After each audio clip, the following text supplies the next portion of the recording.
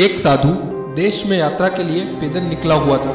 एक बार रात हो जाने पर वो एक गांव में आनंद नाम के व्यक्ति के दरवाजे पर रुका। आनंद ने साधु की खूब सेवा की। दूसरे दिन आनंद ने बहुत सारे उपहार देकर साधु को विदा किया।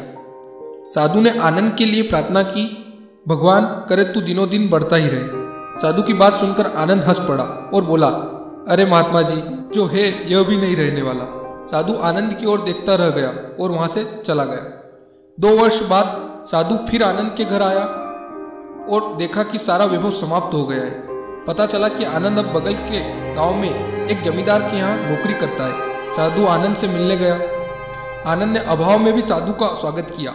झोपड़ी में फटी चटाई पर बिठाया, खाने के लिए सूखी रोटी दी। दूसरे दिन जाते समय साधु की आंखों में आंसू थे।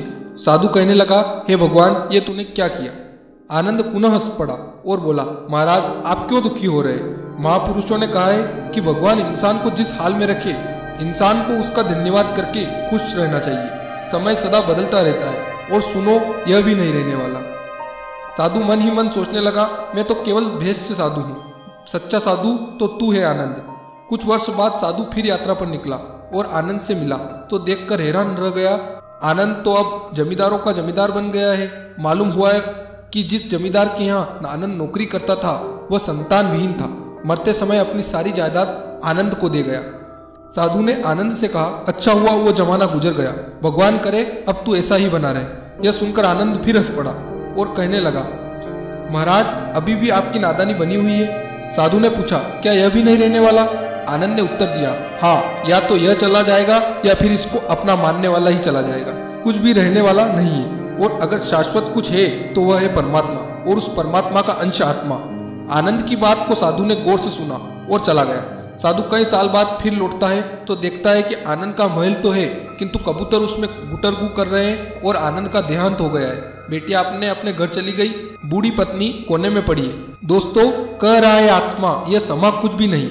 हो रही है शबनम में नौरंगे जहाँ कुछ भी नहीं। जिनके महलों में हजारों रंग के जलते थे फानूस, झाड़ उनके कब्र पर बाकी निशा कुछ भी ही नहीं। साधु कहता है, अरे इंसान, तू किस बात का अभिमान करता है? क्यों इतराता है? यहाँ कुछ भी टिकने वाला नहीं है। दुख या सुख कुछ भी सदा नहीं रहता। तू सोचता है पड़ोसी मुसीबत में है और मैं मौज में हूँ, लेकिन सुन, ना मौज रहेगी और ना ही मुसीबत। सदा तो उसको जानने वाला ही रहेगा। सच्चे इंसान वे हैं जो हर हाल में खुश रहते हैं। मिल गया माल तो उस माल में खुश रहते हैं और हो गए बेहाल तो उस हाल में खुश रहते हैं। साधु कहने लगा, धन्य है आनंद तेरा सत्संग और धन्य है तुम्हारे सद्गुरु। मैं तो झूठा साधु हूँ, असली फकीरी तो तेरी जिंदगी है। अब मैं तेरी तस्वीर देखना चाहता हूँ, कुछ फूल चढ़ाकर दुआ तो मांग लूं। साधु दूसरे कमरे में जाता है तो देखता है कि आनंद ने अपनी तस्वीर पर लिखवा रखा है, आखिर में यह भी नहीं रहेगा। दोस्तों, विचार जरूर करिएगा। धन्यवाद।